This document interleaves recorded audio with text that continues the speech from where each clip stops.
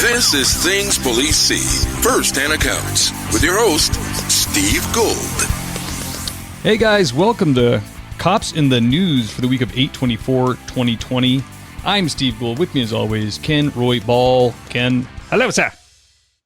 Hello, everybody. We got everybody. We got people in the room already, man. Pouring in. It's excellent.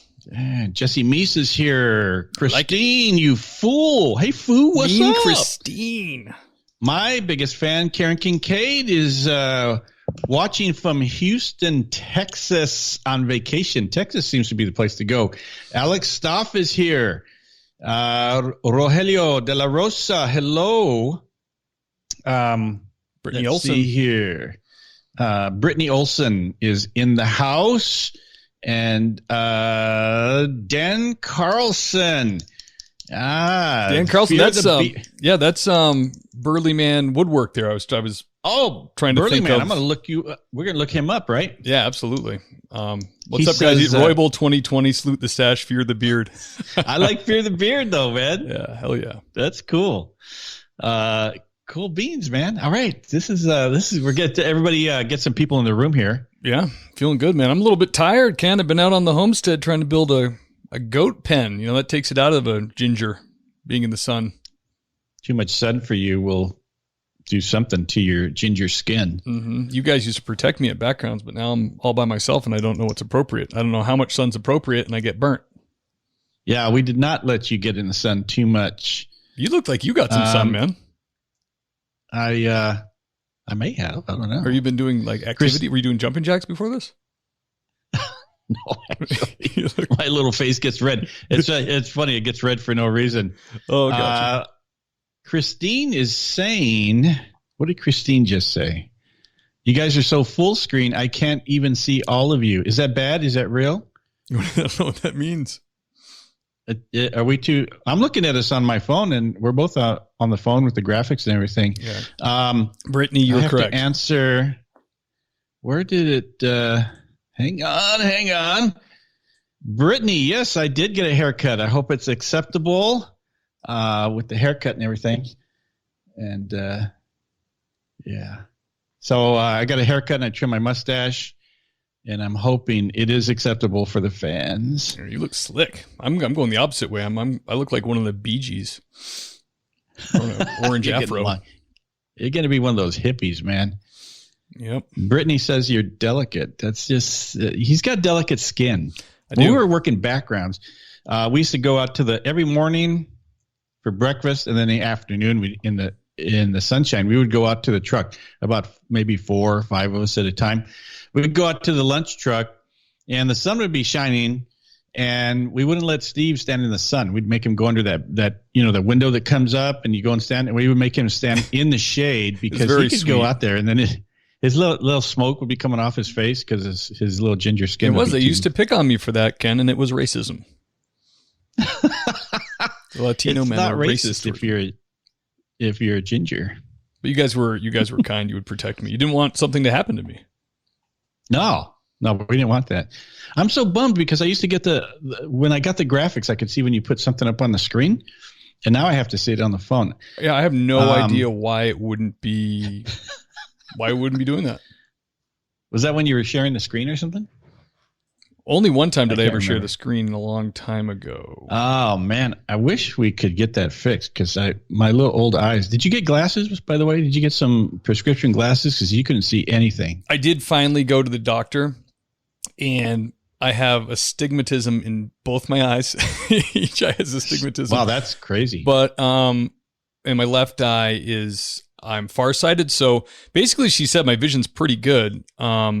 But that because my left eye is kind of more banged up, it causes problems. And I guess she said when you sleep, your eyes swell. That's why you can't wear contacts when you go to bed, because your eyes swell. So she said, because that's why when I wake up in the morning, my left eye is a little blurry and it gets better. She said, because your eyes kind of focus.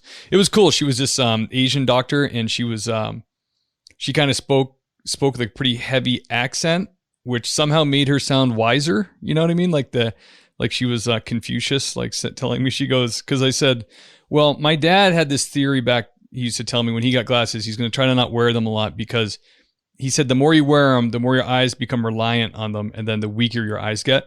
And she was like, no. She's like, who die quicker? No. Man with one job, man with two job. And I go, man with two job? She goes, right. So she said, well, I wear it for the computer, and then I wear it when my eyes get tired at the end of the day. So that's what's going on with my eyes.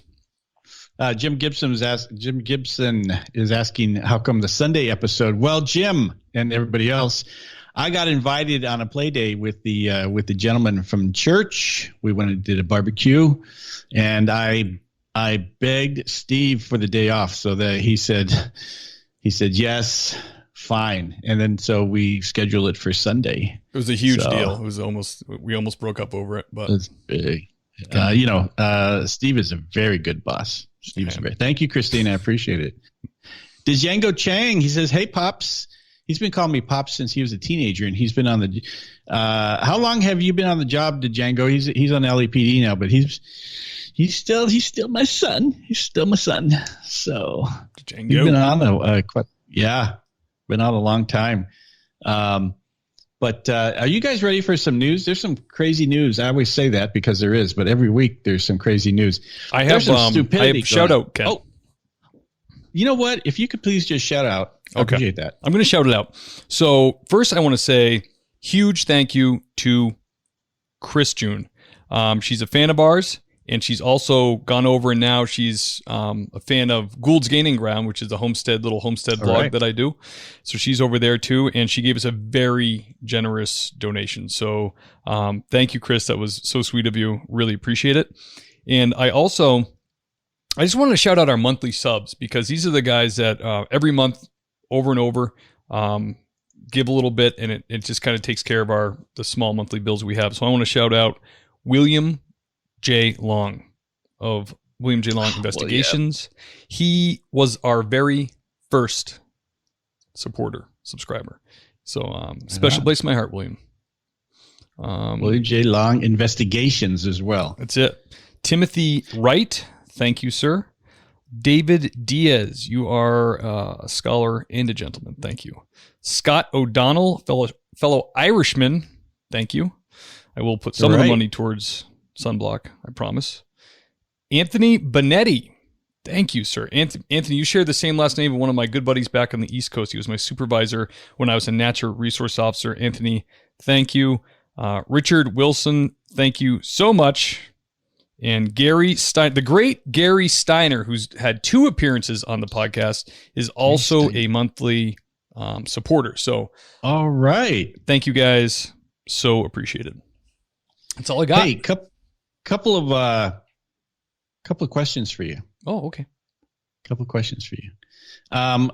Amanda Maltos is watching with us, and I'm wondering, hey, Amanda, can you give me a quick message? Let me know if you're available for a quick call. Can we do a call with Amanda and get an update? I'm kind of excited about, I forgot to mention this until she came in, but it looks like they met their goal of all 10,000, getting gift bags for all 10,000 officers. I wonder if we can get an update on that. Oh, that's awesome. Yeah, for LAPD, they were going to get every officer like a care bag. Yeah. That's really cool. That's a pretty cool deal. Yeah, that's not that hard to do. You want to do it right now, or you want to do a couple of news stories? Yeah, let's we got 30 people online, so I think we're okay with that. If we can give Amanda a call, get her online. Guys, this is pretty cool. We talked about this a couple of weeks ago. The LAPD Wives Group was going to, where they were putting together 10,000 gift bags for LAPD officers. They were going to hit every division in the city, and they did. So I'm wondering, we just talked to Amanda real quick and get an update on that. That's pretty exciting news at the end. Quite a work. Is she ready for this, or are we catching her? Yeah, she says faux show. Okay, here we go, Amanda. Let's get her on the line, guys.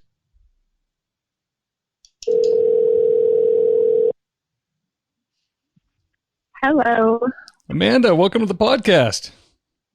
How are you guys? We're doing well. So Ken was just saying you have some good news.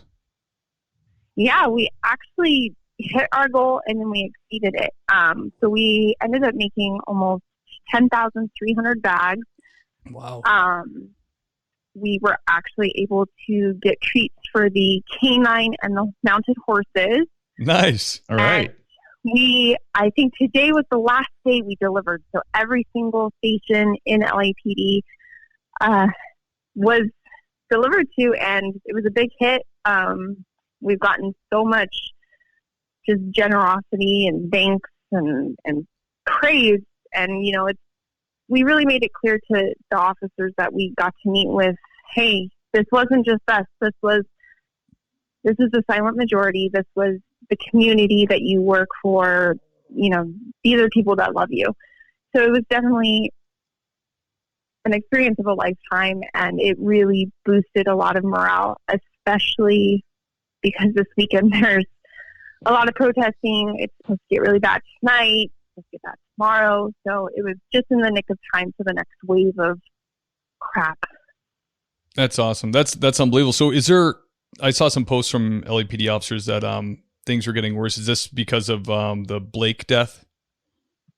Yeah. On top of, the continued George Floyd stuff, BLM stuff, and Antifa stuff, this new Jordan Blake issue has just completely hit, the fan. And the young kiddo, Kyle Rittenhouse, that's a whole nother issue. And, people are protesting that, and it's just like, they're specifically blaming LAPD. And so for us, it's like, wait a minute, we didn't send people to Wisconsin to go do this. Yeah. Why are you directly attacking LAPD? And it was actually the night after West Bureau did all their deliveries that protesters had snuck into the gates of where Chief Moore lives and vandalized his house. They were calling for his life, his family's life. And it's just disgusting. It's getting bad for these guys. And, just to boost the morale, even if it's just for that one shift, just to say, hey, we know what you're out there doing. Thank you. And just to see some of the smiles on their faces, that just a few goodie bags can do that. It spoke volumes, and we're getting a lot of really good feedback, and we're actually getting a lot of officers coming to us saying, hey, my wife needs help getting through this. Can she join? Or a lot of stations, hey, we have this thing that we want to do. Can we collaborate with you? So it's been huge. It's just giving these officers support, and we were able to do that with the help of your listeners, and we are just eternally grateful and so blessed to have you guys.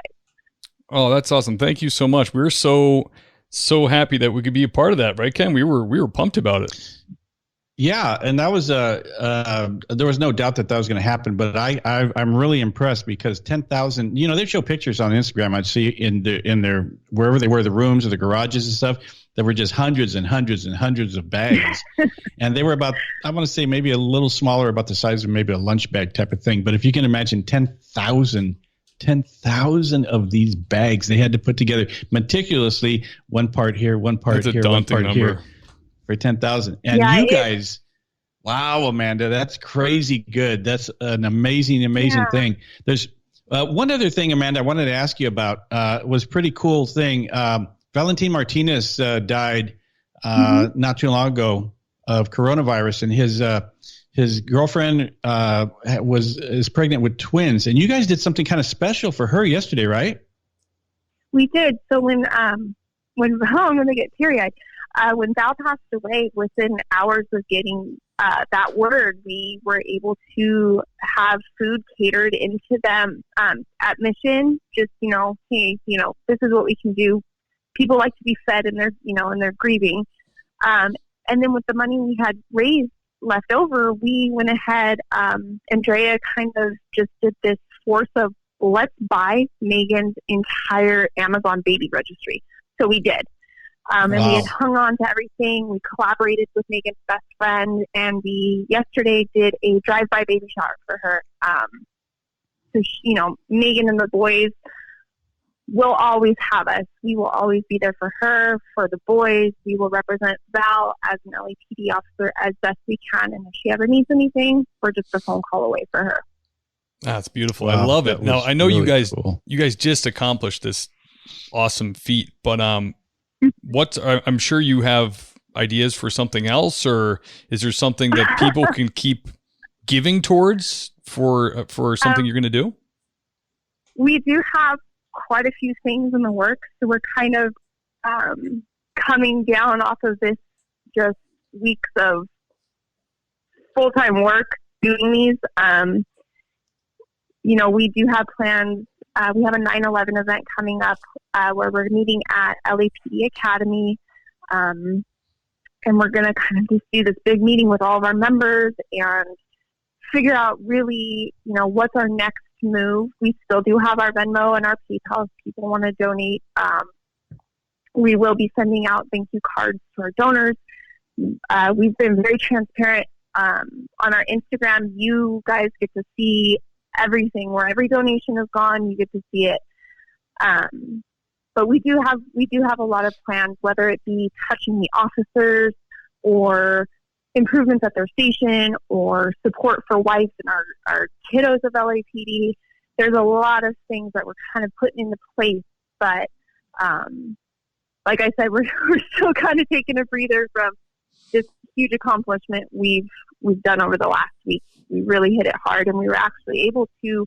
Two of our members were able to meet Chief Moore, and he was completely blown away by what we did. So we definitely got our name out there, and now we'll be able to help more. That's fantastic. I mean, who knows better than the wives of the police officers of what they need for support? It just makes too much sense not to support it. Amanda, right now on the screen we have up your Instagram, Wives of LA. So I'm assuming it's at Wives of LA Police Officers on Instagram, and from there they can follow the link and support you guys with what you're doing. Correct? Correct. Yeah, we're, like I said, we just started in March. Andrea and Jimena are the founders of this amazing group. And I always joke with them, I don't think you guys expected for this to blow up to the size and capacity that it is. So we have a website, small, simple website for now. Our Instagram is really where we're able to reach out and connect to people. We're in the works of making a Facebook page that's more public for people to see things that we're doing, as well as maintaining our private page for our members. So everybody can check out things there. We can answer any questions,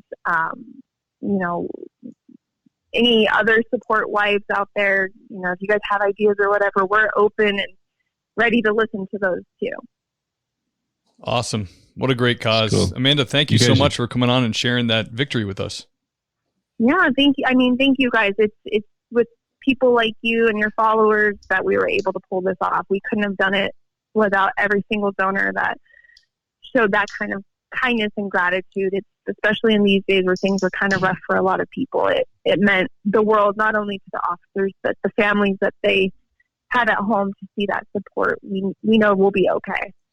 That's awesome. Yeah, there is, I have to say, the community around this podcast is just fantastic people, and it's so glad to see everybody step up to help you guys out. So thank you for that. Yeah, cool. Thank you guys. We're forever thankful. Well, if you need anything from us, to reach out and we'll do what we can. Yeah, thank you for coming on. I appreciate it. Okay. Oh, you're welcome. All right. I'll talk to you later. Okay. Bye-bye. Thanks. Bye. Hey, Joseph Harper is in here, and he mentioned that he's, I believe he said he's a regular contributor, monthly contributor, or he made a contribution. I'm not sure.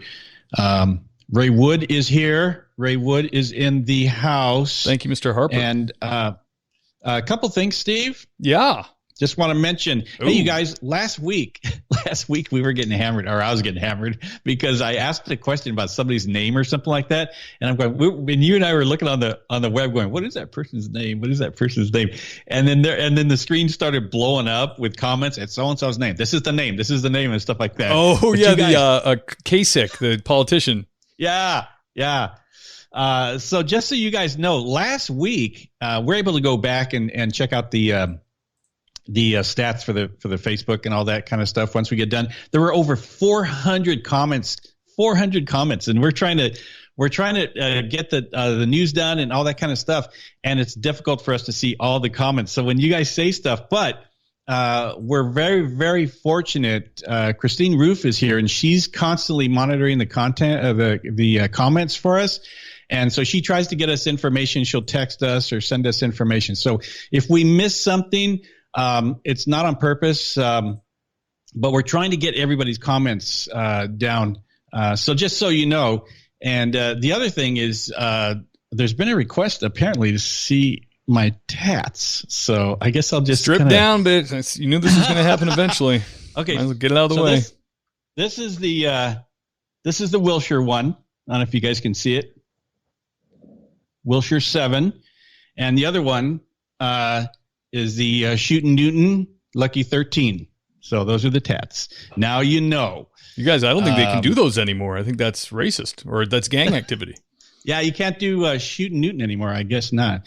Brittany Olson says clay sick. Clay sick. Is that like China? China. I can't get that. William James Long is here, you guys. And if you have any questions about William James Long investigations to do your background checks, cursory background checks, he does all that. Thank you, Jesse. Appreciate it. I'm also, I want to give a shout out to one of Steve's biggest fans, actually Chris J's fan as well. Fernando Quintanilla. He's a fan of the podcast. And he got a hold of me. Fernando Quintanilla, and he got a hold of me, and he said that his favorite podcast was Chris J, because Chris J grew up in Wilshire Division, went on to be a cop, LAPD, and he's been patrolling. He's in Olympic now, which is next to Rampart, and he's patrolling the area that he grew up in. So Fernando wants to get a hold of Chris J. I gotta get them hooked up. Oh man, that would be a great call. He'll love that. That's cool. Are you guys ready for some news? Hit me up, Can. All right, we're gonna do some news, guys. Thank you, Chris. I got a compliment on the tats. Thank you so much. Your tats are cool. I like it. It's not too busy. It's not too much. You know, they're kind of like, it's a good ratio. Mine have gotten, Well, you're gonna get the whole thing sleeved, right? The other side, or is that this side? I'm gonna get more disposable money. I'm sure with 3 kids and 7 goats. I don't know when that will be happening. I got to tell you guys a quick story about Steve's tats. Everybody at Backgrounds was pretty much low key when it came to tats, trying to be all professional and all that. And Steve comes in and he starts wearing short sleeves, but he's got a sleeve on his arm. And he said, yeah, I'm going to wear short sleeves. So he comes in one day with his tats all showing, and then everybody goes, oh, hey, oh, cool, man, cool. And everybody starts showing their ts after that. But Steve was a trailblazer in Backgrounds with his tats. I know all too well how the city of LA operates, and it would be, I would have to come in and shoot someone to get fired. So I'm like, I can definitely wear a short sleeve shirt. It's funny. But let's start with some stories. This first story comes out of, it's LAPD, but it is in a place I want to say called Porter Ranch. I don't know where Porter Ranch is, but apparently Porter. That's where they had that big gas leak there a couple years ago. Oh, is it in LA or just outside? Yeah, it's North Valley. Oh, so it is LA City. Yeah. So we have a clip on this, but this clip is hilarious. Well, I should be more sympathetic, but I'm not. It says police or protesters plaster LAPD Chief Moore's home with anti-police flyers. Not only that, but they vandalized his house and his driveway. So let's play the clip on that. That is another big hilarious. story tonight, right here in Southern California. A group of protesters gaining entry into the gated community where LA Police Chief Michael Moore lives. The protesters with the Black Future Project taped a number of protest signs to the homes. They wrote messages on the driveway and also appeared to have knocked over a driveway lamp. Air 7 HD overhead as Chief Moore himself used a power washer to clean off his driveway and the exterior of his home. There he goes. A large contingent of officers responding to the incident, but the protesters had left. No arrests were made. Oh, man. You really got... yeah. Why is it? I mean, it looked like the most tidy vandalism ever. They're like carefully taping up boards they made. Taping up with painter's tape so they don't, it's not duct tape. So it doesn't leave the sticky stuff behind. No, there he is out there. He's power. It's like, okay, they vandalized my house. I'm gonna go to power wash my driveway and stuff like that. But and they knocked over. There's some kind of little light in the front of his walkway lamp, where they knocked it over and stuff. I mean, that's not. I mean, whatever. But I have to preface this story with this comment. I am a zero fan of Michael Moore. I don't think he's a good leader. I don't think he's a good chief. I think he's a puppet of the mayor. But I'm gonna hold back my feelings so people really don't know how I feel about him. So they go to his house. Now, here's the thing about this is that they went to his house. This is a police chief of the city of Los Angeles. They go onto through his private gates. So this is a gated community. Did you see his house, Ken? What? It's like this. It was crazy weird. Modern. It looks like a business or something. They all look the same, though. All the houses look the same in that neighborhood. I don't know what it is. So weird. So they go onto this street. Now, when a community is gated, that means that the streets are private property. They're not city streets. And so here they are on private property. They go through the private gates. And they're yelling at the front of his house, which I'm sure his neighbors just dug that all over the place. Oh, man. And they posted all these, what were they, like poster board with signs. It looks like something you'd make for pep rally in high school. You know what I mean? Yeah. Like fluorescent boards. Give me a break. And this guy, I don't know if he was their leader or something. He's a typical like Antifa type of dude. He's got something over his eyes, his face. He's got the hoodie on. His face is all covered up and stuff. You wuss. Just show them who you are. Because all the other people who were there, the ones that were actually doing the vandalism and that, they were all uncovered. But the leader, he's sitting there with all covered up and everything. So then when they leave, it says that the protesters were confronted by neighbors. And I don't know what that means because they just walked. There was no confrontations. This was not Kenosha. This isn't that neighborhood. Like these people, they'll have someone confront you. They're not going to come out of their $2 million home and fight you in the street. So there are probably people going passing out water. God bless. God bless. Yeah. Good protest. Yeah, good job. Thank you. Skip my house.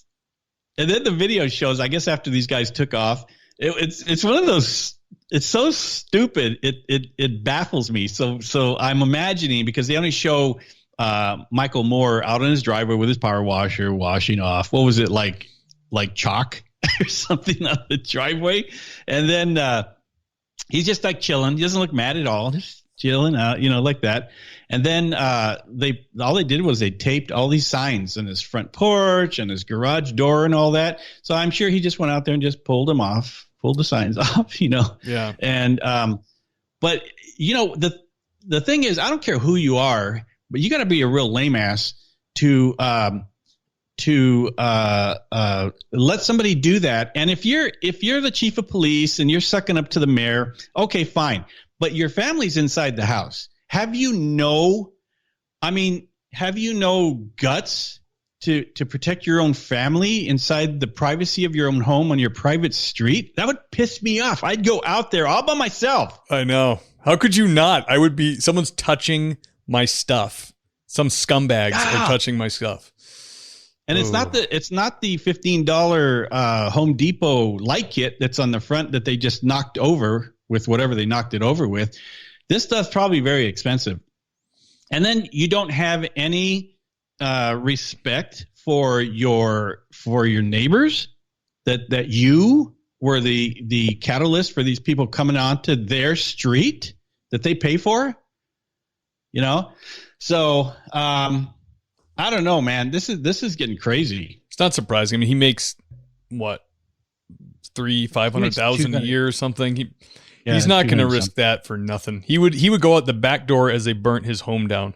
I have a feeling, like, as long as he keeps getting that sweet, sweet paycheck. I saw him once in the Valley. I had to go to court for something for work. And he was in. It's funny because I heard a story about him and I don't know the guy at all. Mm-hmm. I only know what you guys tell me, Ken, guys who work for LAPD. But I had heard stories that he would always go. He would make sure to be in uniform or have a badge on, visible when he went to Starbucks, so his coffee was free. And sure enough, I was in just getting a quick coffee, and here comes the Los Angeles Chief of Police in a very nice, I forget the name of it. It was Northern Valley, very nice part of the valley. He came in full uniform, full bird, walked right up, got his coffee, and got out. I said, "Man, I wouldn't have believed it unless I saw it with my own eyes." The Chief of Police in LA is just coming in here in uniform to get that free coffee. Yeah, I don't have I only knew him. He was a lieutenant at Wilshire Division in the 90s, but I think I talked to him one time. I don't know anything about him, but I do know that he's not well liked. Yeah. And the people that it doesn't matter to me what Mayor Garcetti says about Moore. What matters to me is the coppers that I hear from every week that send me messages that tell me what a piece of crap Moore is. And then when I see him on the TV screen, on my TV screen in the news, acting like a total wuss. And another thing about this, these guys I don't know how long they were out there, but nobody called the cops. Oh, why? Because LAPD patrols that area and nobody would show up? Very strange. I know, correct me if I'm wrong, Ken, but the chief has a security detail, doesn't he? Maybe maybe it's not 24 hours. He has a driver. Oh, okay. It'd be cool to have a driver. Come pick my ass drive up. me here, please. And I guess that's his security guard, but it's a driver, and he's a P3 from Metro, something like that. So I don't think it's 24/7 that he. You figure he's at his home and he's going to be safe. But I also think he's an LAPD trained police officer. Is he not going to take care of himself? Apparently, he came out after they left. And it'd be really funny. Flip-flops, power washer. Oh, yeah, it was in the flip-flops. It'd be really funny if somebody had taken a video and inside, in the window with the blinds, and you see this. Are they gone yet? Or his wife came out. Get the hell off my lawn and all this kind of stuff. That would be funny. Hey, I just think it's hilarious to me that it happened. But this, what do you guys think about this? Because as a private citizen, it would bug the heck out of me if somebody came on my street to my private property, because it was supposed to be your private property. Your home's supposed to be your sanctuary. Okay, I'm taking my work stuff off and I'm going to be in my home and I'm going to watch TV and I'm going to be relaxed because I'm safe. But yet these marchers come in mass to your house and they're bullies and they're yelling in the street. And what do you guys think about that? Is that okay? I don't think so. But what do y'all think about that? Is that something they should go and kick people's asses off the street or what? Rick Wilson's here. So, hello, Rick. How are you? And Joseph Harper says, nothing says tactical like flip-flops. Yeah. They were chanting this is the most brutal police department in the country. And I could just see LA guys on the job taking secretly appreciating that. We are pretty badass. Kurt Reese is saying hello from Okinawa, Japan. Yeah. They have a typhoon coming in. That's awesome. Yeah. Hey, do you guys, do any of our big fans out there, Ron Aaron Zumaya's here. Gosh, man, good to see you, brother. Do you guys, anybody know, does anybody know about Moore? Do you guys like him? Do you guys like Chief Moore? Do you know enough about him? I think he's a piece of work myself, but don't let me influence you. So, or anybody that's listening to this in Okinawa, Japan, Canada, don't be influenced by Ken's opinion of Chief Moore. the chief of LA's. LAPD. We just got another monthly subscriber from Samantha Harper. So thank you, Samantha. Samantha Harper, thank you. Awesome. Thank you so much. Killer. Let me see. Brittany. Yeah, Brittany Olsen was asking about the Seattle chief, and we talked about that maybe about 3 weeks ago, where they went to her house and her neighbors all came out with guns. Oh yeah, and said, "Not today, Satan!" And they repelled all these all these protesters. Hey, somebody up here. Oh yeah, Rick Wilson says he likes the idea of fertilizer cannons for riot control. Seen that? Yeah, doozy cannons.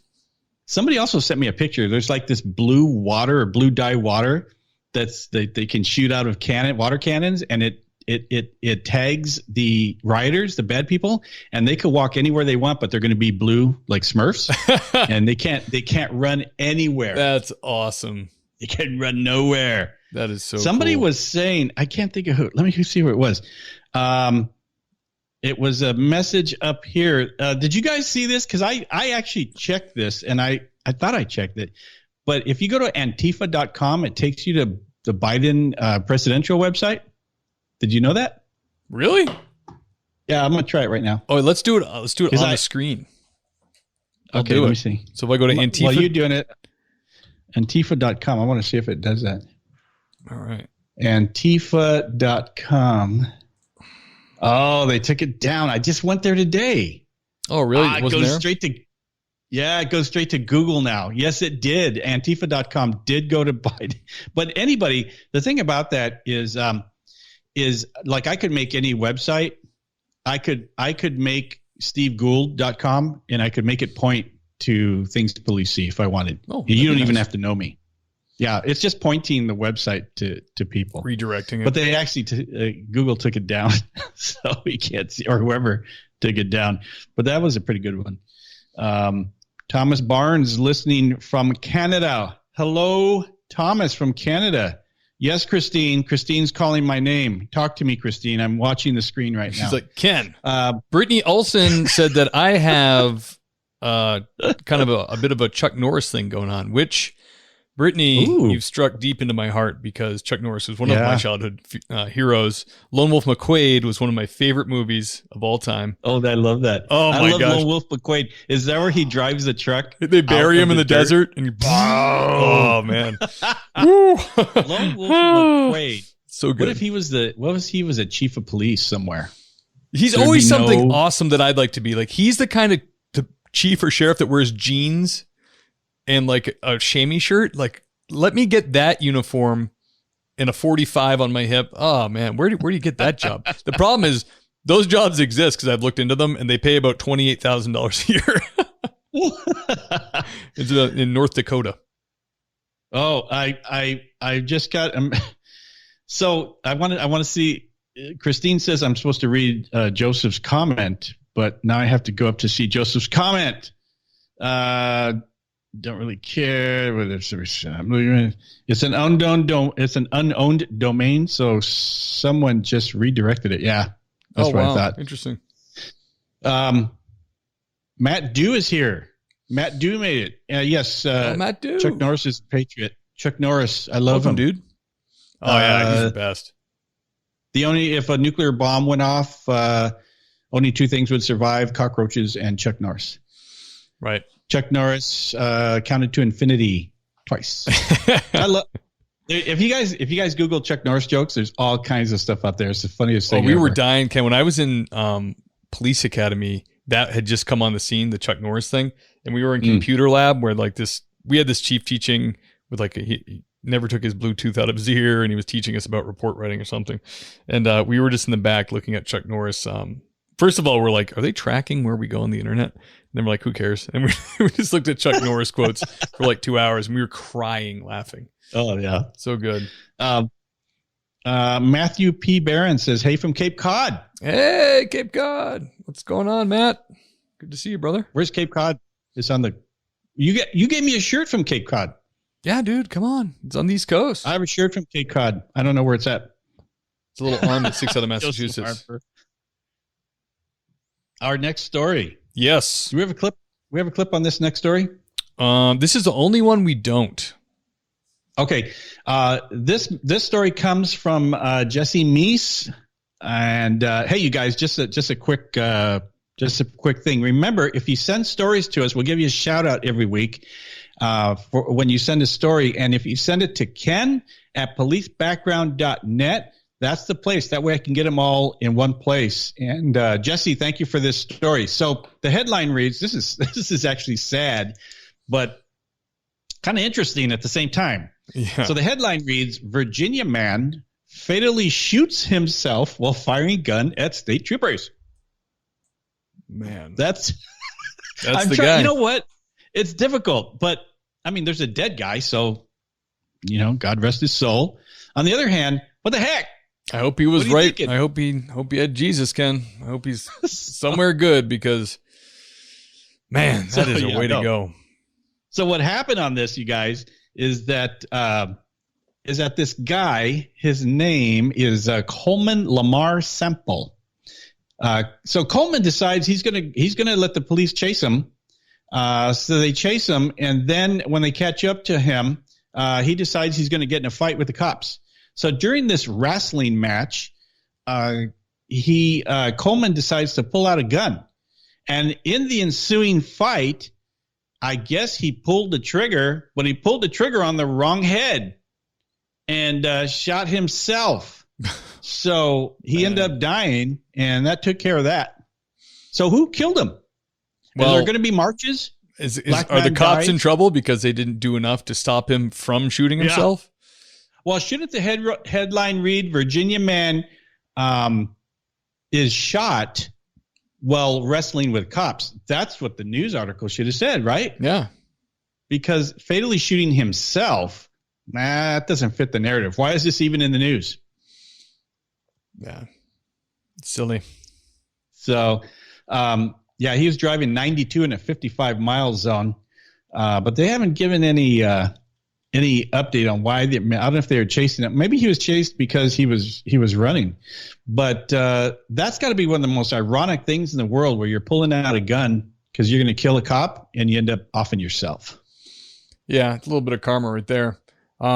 Did you look at the Blake shooting at all? Like, I only looked at it a little bit because I got goats to take care of here, but goats. I kind of can't believe people are continuing to riot over this. If you know what I mean, like if you watch the video, cops have guns out yelling at him. He does not comply. He has a weapon, goes to his car and starts reaching in. I'm really dumbfounded to why this guy is worth burning your city down. Well, I actually did a podcast. I was a guest on a podcast a couple of days ago. Very cool. Shout it out specifically. I gotta get the name of the podcast. Okay, sorry, put you on the spot. I don't know. I bow my head in shame.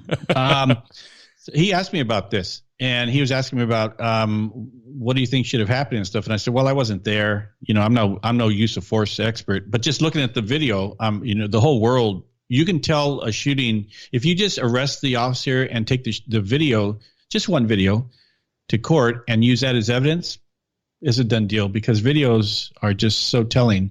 They actually don't tell the whole story. But yeah, that's a problem with it. I've heard someone say that recently. They said that the problem with video is the most misleading and inaccurate evidence you can have, unless it's the entirety of the event from multiple angles with good audio. If they just give you the snippet, it's the most misleading thing because we all fall for it. Yep. Matt Dew, I don't understand your question or your comment. Explain yourself. So they don't. What the news media is really soft on is why the cops are there in the first place. So this guy, what's his name? Blake? Jacob Blake, I think. Yeah. Jacob Blake. So he goes. He goes to this gal's house, and it's I think it's his ex-girlfriend. She wakes up, or she's in bed, and he's standing there. And so he goes up there, and what he does is he digitally penetrates her. He rapes her with his hand, and then he pulls his hand out, and he puts his finger up to his nose, and he says, "Smells like you've been effing other guys." So that's a rape right there. Yeah. So the cops get called. And then, so he's no innocent person. He's a criminal. And I think they're going to talk to him. I don't know if, I keep hearing he had a warrant or whatever, but anyways, they should take him into custody right then and there, because she complained about what happened. So then if you're going to put your hands on someone and you legally detain them, these guys don't have any right to pull away and walk to their car. And they, I keep seeing these close-ups on the video where he's holding a knife in his hand. I don't know what's going on there. And then they go into the car, and that's where he got shot. But I'm hearing from the police union that he had a weapon in the car of some kind. They're not saying it's a gun, it's a knife. So anyways, he gets shot. I mean, I don't know. Yeah, too bad. So sad. You're a scumbag and you got killed. Like, I don't, people are, now they're going to plaster this guy's name everywhere. It's like, the guy's a criminal and he got killed by the good guys. It flabbergasts me. I don't understand it. And like Joseph Harper just said right here, cops are not executing people. No. This isn't Mexico. They're not taking you out to the desert and shooting you in the back of the head. They're not doing this in urban neighborhoods. It's not what's happening. It's like, it's such a smokescreen. It's really unbelievable when people can't see it. Like we've said before, and last time you and I talked, we talked about, the inability to critical think. You can't, can you take a look at the situation? Can you look at all sides and not be biased? It's crazy. Yeah. And so they go and they burn down the city, Kenosha, over this guy. And then what they do is they make like they're martyrs. Now this guy can't walk, so he's still alive, but he just can't walk. And then whatever warrant he had for his arrest, they decided to drop it and unhandcuff him from the, it's like the guy is under arrest. So he's handcuffed to the hospital bed. And I guess the big thing is the guy can't walk. Why are you handcuffed? Who cares, man? The guy is under arrest. He's handcuffed to his bed, and then somebody thought it was a bad optic, and they decided to unhandcuff him and drop the warrant charges, whatever he was, because that's like, oh, he got shot, so we're going to drop the whatever crime. What about the victim of the crime, the original crime? That it's totally unrelated. He still has a warrant for his arrest, and he has to answer for it. Nope, never mind. We're going to drop the charges. So this whole thing with him. And you're not hearing a lot about it. They haven't. One thing I'm glad I haven't heard about, which is this whole thing. The officer was fired. That didn't happen. Yeah. So they know it will trickle out. Yeah, and I'm thinking they haven't said anything, but I'm guessing they should probably have body cams on to show all this stuff, and then whatever evidence that they had. Now, at first look. He's in the car, and all you see from the video is the officer shooting him 7 times in the back. Not sure about that one. Steve. You're the firearms expert. Tell us what you think, and then we'll forward that to Kenosha PD. You mean what I think about the number of rounds he fired? Yeah, I don't know. I don't really want to say, oh, that's excessive or anything, because I'm not there. But yeah, well, usually, with use of force, if you're going to help someone after they've had a shooting, they'll usually have someone in the department help them get their ideas straight, or help them, articulate what they need to, how they need to write their report, how they need to express how they were feeling, And it's usually if you see the need to use deadly force, you fire at the subject until you feel like it's over. Very difficult thing to do, because even in stress training with like paintballs, everybody overshoots. And it's like when they put the reporter in the stressful situation with the police and he blasts all of his rounds off, and it's like, yeah, your adrenaline dumps and you're human. So it's kind of tough. I mean, I heard, and I don't know if this is probably not qualified at all, but I heard that he said he was going to go get his gun. Is that a rumor? Is that fake? That could be fake news. I don't know. But I heard he said something to them about getting another weapon in the car. In that case, I mean, I guess he was armed actively, right? He had a knife. Well, they show like a still shot of him walking. He's in the front of the truck, and they zero in on his hand, and he's holding something they said is a knife. Right. So they're not going to tackle him, because they would have tackled him if he was unarmed. They would have just gang tackled him, I'm guessing. So that's why they didn't tackle him. That's why they shot him, because he had the knife. I don't know. I can't see any common sense police policy or even law convicting this officer if those circumstances we just talked about are true. And I think they would have come up with something something by now. This has been long enough. And Jesse Meese was saying that the department does not have body cams.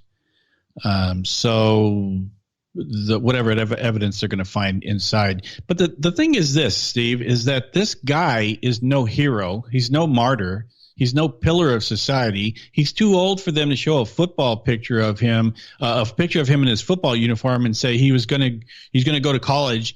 He was just going to go to college, man.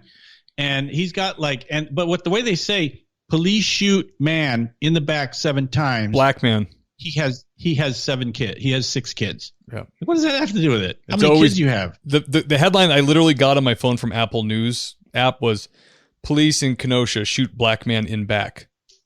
That was the whole thing. That was all. That was the headline. Holy cow.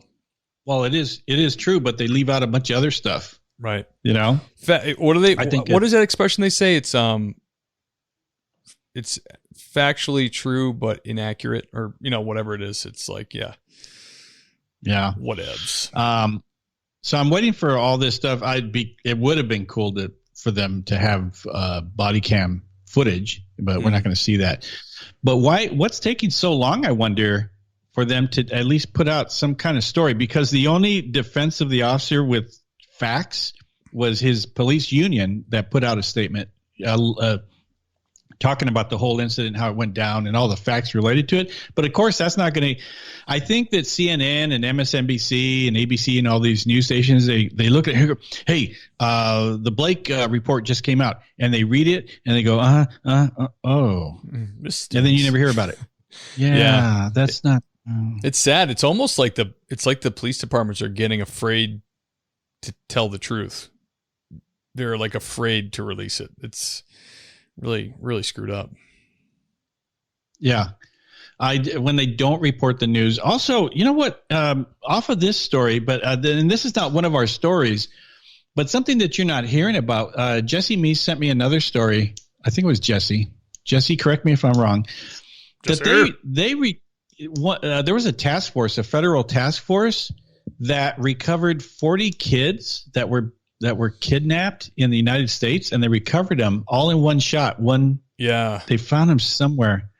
That's funny. That's part of it's a weird thing because that's part of the weird conspiracy thing with Trump and QAnon and all that. Mm-hmm. Is that there's these child rings and they're slowly taking them down. But then you see the story like this and you're like, why isn't this getting any play? That's it's shocking. It's all in one area. It's in Michigan or somewhere. I'm going to pull up this story just because I was just reminded about it because the way the news fails to report. Here's ABC News. It says U.S. Marshals rescue nearly 40 children in Georgia as part of a 2-week operation. Nearly 40 children who had been missing. What do you mean nearly 40 children who had been missing? Where were they missing from? As part of a 2-week mission dubbed Operation Not Forgotten, the U.S. Marshals announced these children were at risk for sex trafficking, abuse, and exploitation. And why are the Marshals getting them? It's some kind of federal task force, I guess. 26 children were rescued and 13 were safely located in the mission. But oh my gosh, you guys, these kids ranged in age from 3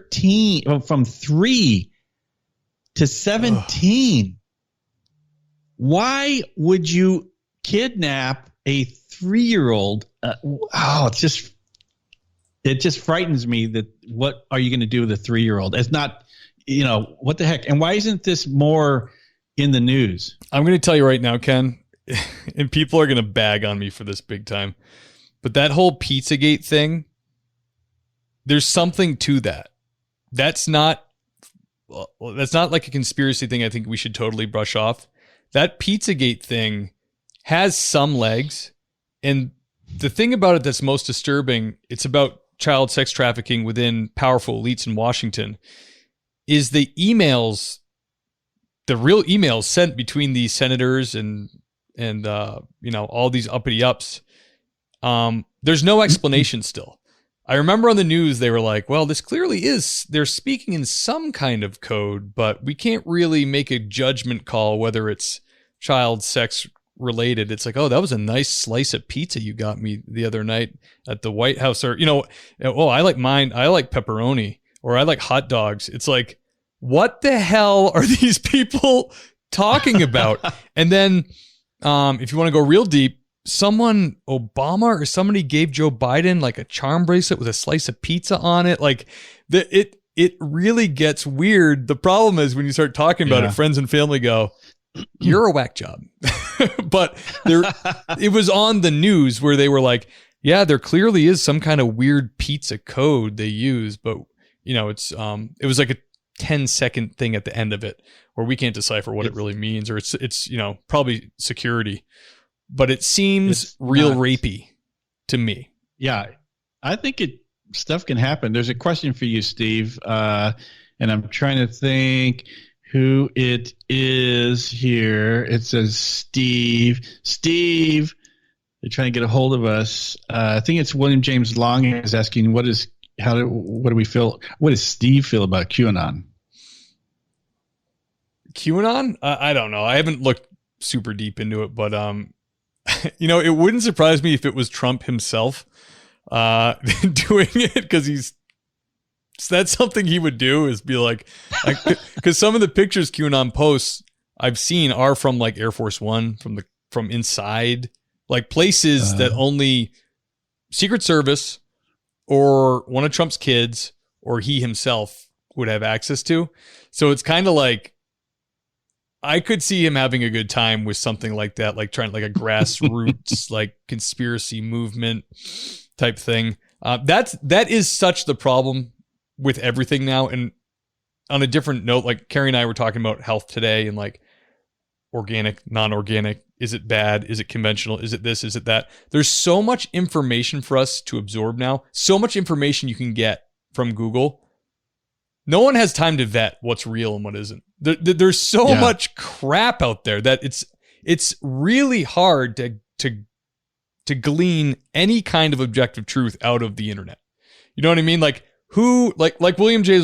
Long just said, like, goes, it's somewhere in the middle. Probably all this stuff is somewhere in the middle. Like there's no way to know the truth. That's the problem. But definitely Pizzagate's real. What is QAnon? QAnon is something that let me see. It's an internet conspiracy theory that has taken hold among some of Trump's supporters. But I mean, you guys, I've heard QAnon. They have some kind of someone reposted some graphic that they have. I don't even know. Are they an organization? It started on like real? 4chan. I don't even like an internet site. And the thing about it, though, it's been legitimized recently by like General Flynn, I think, and his whole family said the QAnon saying on a video and posted it to social media, where everybody went, well, this guy's into QAnon, because that kind of legitimizes this conspiracy thing, right, where one goes, we all go, or something like that. And there's a lot of Christian scripture involved, and but a lot of it's inaccurate too, and a lot of it has not come to pass. So I think it's someone having a good time. That's what I think. And I think it's one of the Trumps or someone very close to him. Well, that's all it takes, man. I mean, you can post anything you want, but QAnon, I'm not so familiar with them. I don't pay much attention to it. So I'm not an expert. Steve is the expert on QAnon, so I defer to him. I'm a complete total expert. Lisa Gano says some people are tracking QAnon tweets timed along with Trump tweets. They think one of the cues is Trump. Hey, Ken, let's take a little break here for 1 second. Dan Carlson just reminded me, he just posted, and I want to give him a shout out because he reached out to us. Well, that is definitely not Dan Carlson's page. He does woodworking. It's called Burley Boards. And here he is. Boards. He does some beautiful work with wood. And he actually reached out to us. He's a big fan. He wants to support law enforcement and the best he can. I actually have an email I owe him. I have to write back. We've kind of been going back and forth. And he called me out. He said very kindly, he said, I certainly am a burly man, but that's not the name of my business. Because remember last week I said, I think his name's Burly Man. Yeah, I think it's Burly Man. Burly Boards on Instagram. That's the name of the board, Steve. And he makes some really cool stuff. And he told Ken and I, let me know a piece I could work on for you guys. And, to help support the show or just to show his appreciation. And to me, that would be awesome to have some kind of, put it up again, some kind of like TPS woodwork. That'd be cool. Yeah. Well, I don't know. I'll have to get a hold of Dan and he can tell me, but he does all this custom stuff. He's a real craftsman. It's really cool. So go support him on Instagram. And Dan, we appreciate you reaching out. Ken, I apologize for getting you off track with the Blake thing and also with QAnon and Pizzagate. I can't help myself. So the name of the company is Burly Dan. Burly Dan is the company, or no, Burly Boards. Burly Boards, you guys. If you want to get something from that police TPS supporter. Hey, our next story. Oh, the next story really pisses me off a lot. It makes me super angry. This next story. You guys want to get upset with me? Oh. Throw me a thumbs up, like if you really want to get upset with me. Yeah. Get upset with Ken. This one's terrible. But this is a crappy story. Yes, send the likes. Let's get upset together, okay? So this story, I think we have a clip on this one, right? Yeah, this is the UTLA. Yeah. Have you guys ever seen a shirt that says Blue Lives Murder? There's a shirt, but that shirt has been around for a little bit. And this is from the United Teachers of Los Angeles, the official union of the school teachers of the Los Angeles Unified School District, a sprawling, I think they're either the biggest or the second largest school district in the nation. So this board member, her name is she's on the screen right Julie Van Winkle. She's a secondary VP of the UTLA, and she's online with a picture of her. Do you have that photo, Steve? It's up right now, yeah. Okay, and then there you go. There she is. She's a dirtbag, man. Can you play the clip on this? Yes, sir. Freedom of speech or going too far. A leader of the LA Teachers Union wore a T-shirt that said Blue Lives Murder and posted it on a union website. Well, tonight the LA Police Union is furious. KCAL's Leslie Marin has both sides of this contentious story.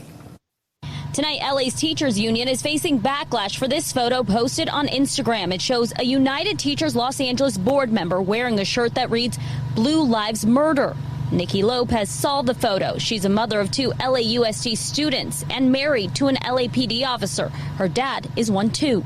Initial reaction was that I didn't think I had read it right, but then I realized that it really did say Blue Lives Murder. The post was made yesterday when the UTLA encouraged members to wear BLM shirts. Lopez says the other photos didn't bother her, but this did. It's so hateful and it's so negative about police officers in general, and just kind of making a blanket statement about them all being murderers. The board member pictured in this photo is Secondary Vice President Julie Van Winkle. Tonight, she sent us this statement saying in part, I posted a picture of myself wearing a shirt with a message that does not reflect the views of UTLA. That post and my personal post have both been removed. I apologize for this and for distracting from the real work that needs to happen. We need to bring attention to what really matters, fighting for Black lives in our schools and in our communities. We brought the post to the Los Angeles Police Protective League, who represents LAPD officers. They had this to say: we're taking the issues of improving policing seriously, while some stand on the sidelines looking to stoke fires, create division. It's shameful. And tonight, Lopez says her biggest concern of all is the union that represents thousands of teachers across Los Angeles, including those who teach her. Yeah, this union, they're a bunch of asshats, huh? Like, this is right below her picture. I put up another thing they came up with in July where the teachers want more money by defunding the police. I mean, they really tried. They tried. I don't know if people know this, but the LA County has its own police department for the school system. There's school. You might have a school resource officer in your town or city, but they have a whole department for the school system. And these idiots tried to get rid of them. And pretty much unanimously, nobody wanted to do that. Like probably the parents mostly who were like, yeah, I like my children to be safe and I don't believe police are the devil. So we're not doing this, you whack jobs. And Ken, you only need to look at the haircut, the bangs, and then the little, it's like a weird, like medieval, like, 'tis I, Sir Ronald.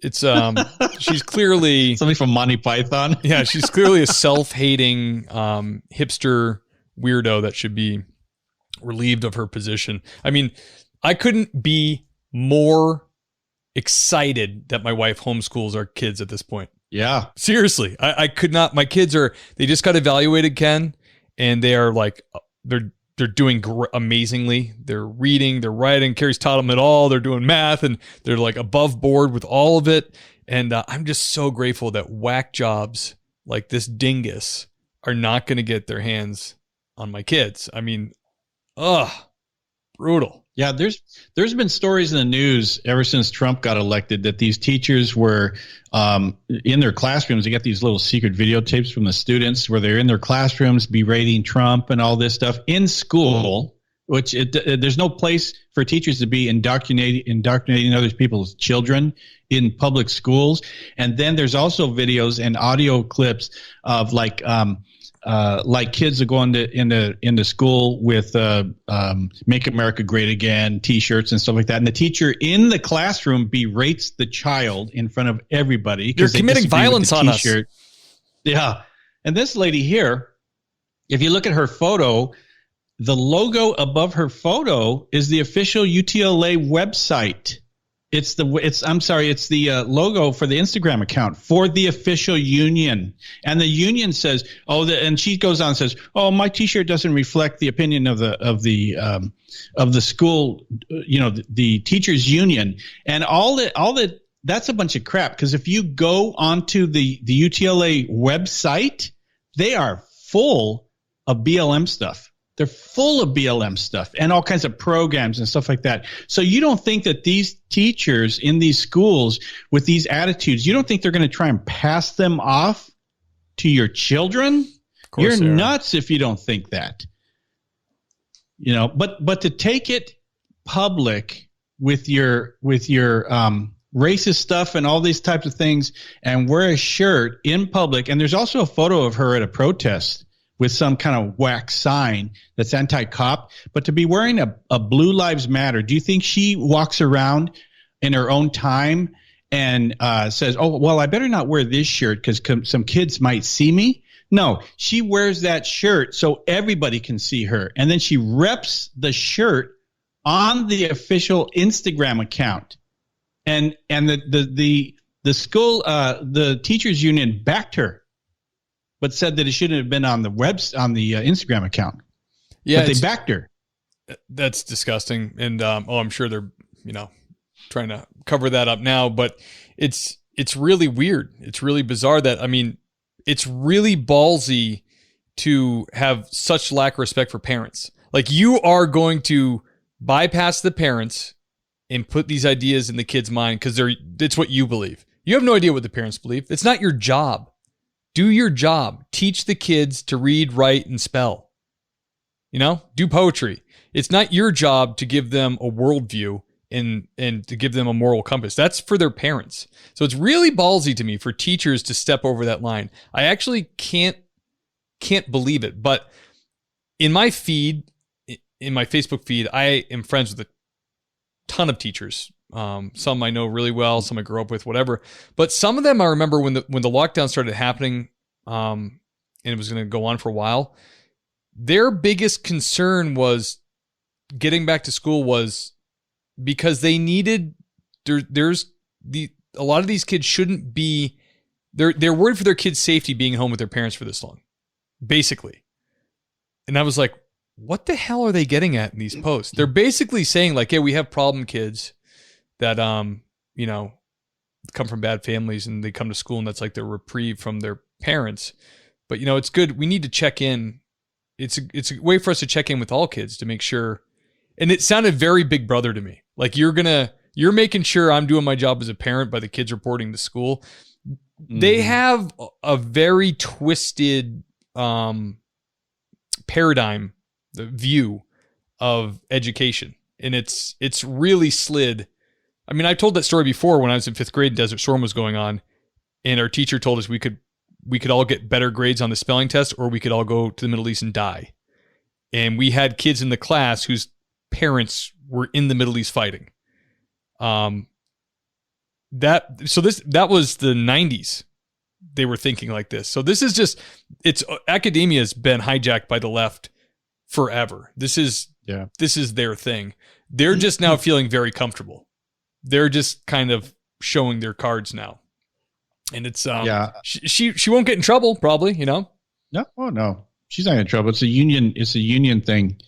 And they're not going to do anything. But the police departments, the LAUSD school police and the LA Police Protective League are calling for her resignation. Do you think if they all agree with her anyways, you think they're going to go, we're going to make you a sacrificial lamb to the police? Nah. Yeah, exactly. Alex Getland says, if you rep Blue Lives Murder, you should lose all ability to ever call the police, which I agree. Yeah, absolutely. Good call. These people that want to defund and abolish the police, they should sign a statement, and somehow it gets integrated into their home or their cell phone 911 and says, oh, blocked.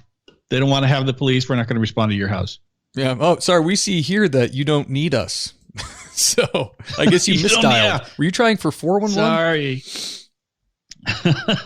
Call 311. Do you have a on-call social worker that you can call? Yeah, somebody in a nice cardigan with a perm. Yeah, no, but if anybody's out there in the LA Unified School District, you might want to get a hold of someone. UTLA, emailing them.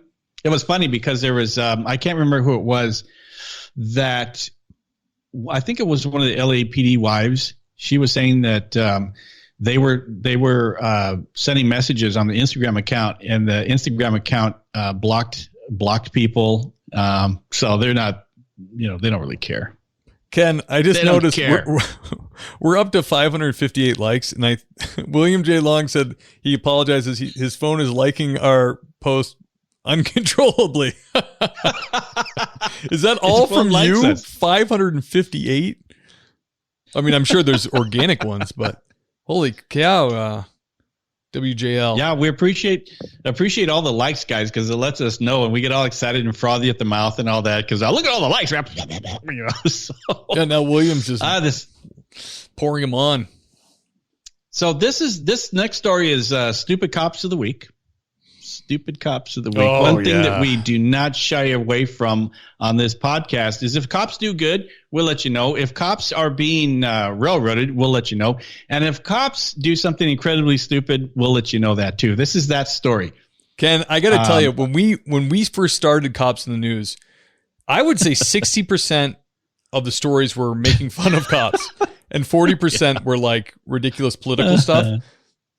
Since then, I think every cop in the country has like straightened up, and those stories kind of disappeared, and it's all just been these political lies about cops. It's really weird how it's changed. But this story, when you sent it over, this reminded me of when we started 6 months ago. And it's like, oh, these were like the fun, lighthearted, dumb stories that cops around the country would do. So I was actually I was happy to see it. And it's it's dumb. These guys are dumb. So listen to this, you guys. Do we have a clip on this as well? Let me just read this to you, Ken. Jesse Me says, I miss when Cops in the News was about touching dead girls' boobs. I remember that one. A bunch of the stories were about LAPD, and every week I'd be going, oh my gosh, Steve, I got a story about LAPD again. It's embarrassing. But LAPD's been taken up by riots, and they really don't have time to be touching dead girls' boobs now. So I do have a clip if you want. Okay, I'll read the headline. 2 New Jersey cops plead not guilty to vandalizing cars of man who filed a complaint.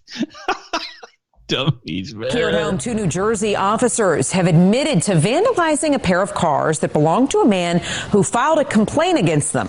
Asbury Park police officer Thomas Dowling and officer Stephen Martinson pleaded guilty to criminal mischief and other charges. Now, as part of their plea deals, they can no longer work in public employment in New Jersey. Both face probation. They have to pay back the victim for damages to his cars. Well, you don't hear that every day. So these guys, all right. So somebody comes in, and this guy's a gadfly. The guy that made the complaint. This is his thing. He's well known in town to be a jerk. Oh, I guarantee this guy is a real piece of work. Oh yeah, sure, and it's probably not a huge department. So he's probably a thorn in the side to this police department. Yeah. So I guess 2 officers got all pissed off at him, and he went in and made a personnel complaint about them. So what they do is in retaliation, they go in and pop his tires and break out a window. And that's something, I mean, they popped his tire. These are police officers, man. And they popped his tires and broke out his window. And it's like, what'd they do? Oh, showed you. And then they get caught because I think they're on videotape or something like that. But how stupid of them. And what really cracked me up is they go to court. They get filed on. And then part of the plea deal for this over causing $500 in damage is that it's a plea bargain that they can never be cops in New Jersey again. Really? I think they can never work for the government in New Jersey. It says that they no more public work. Plea bargain. Yeah, that they can't. I thought it said that they can't be police officers anymore. But the thing is that you guys, you got to be completely stupid. If you're going to be a cop, how about not breaking the law? That's a start. They do not expect you to vandalize people's cars because you're upset at them. If that was the case where people were irritating cops, there would be rows and rows of public streets with windows broken out because every day people irritate the cops, but you don't go and you don't take that kind of retaliation. You don't take that kind of retaliation against citizens because it's not going to turn out. And you have to assume, and even for you guys that are out there walking on the street, doing whatever, you don't have to be a cop, but you have to assume there are cameras everywhere. And if somebody's car is parked in a parking lot at a business or in an apartment complex, you have to assume that you're on camera. So if you're so dumb to be a police officer and go out there and vandalize someone's car and think you're not going to get caught, you're an idiot. You shouldn't be a cop in the first place. You're too stupid. Yeah, that's a righteous culling of the talent. Go elsewhere. Oh man, it looks like one of them was a special police officer. So one of them was very young and like impressionable, and one of them I think was full time. It seemed like. Either way, it's. Yeah, I don't even know what that kind of, because back east they have things like auxiliaries and it's like a reserve like that. Chris Wasick June says your podcast is my fave.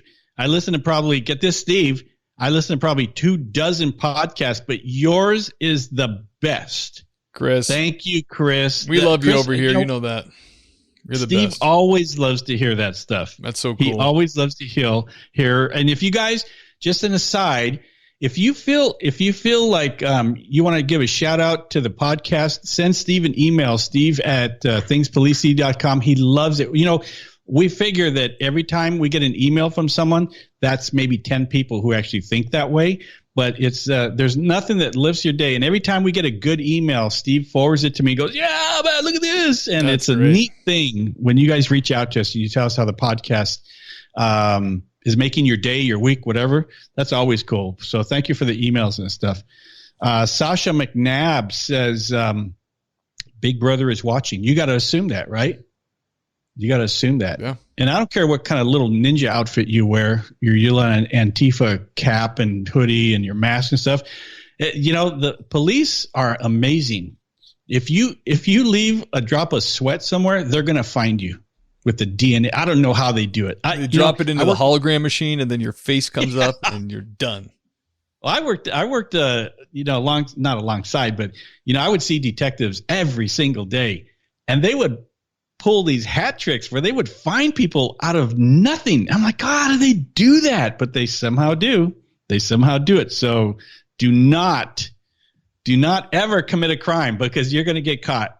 You will get caught. So, our next story, our last story, guys. Oh my goodness, this is irritating. But there's parts of this story that I really love. You guys watch sports? You guys watch sports? You guys watch NBA? Sports are WNBA, MLB, anything like that? Soccer?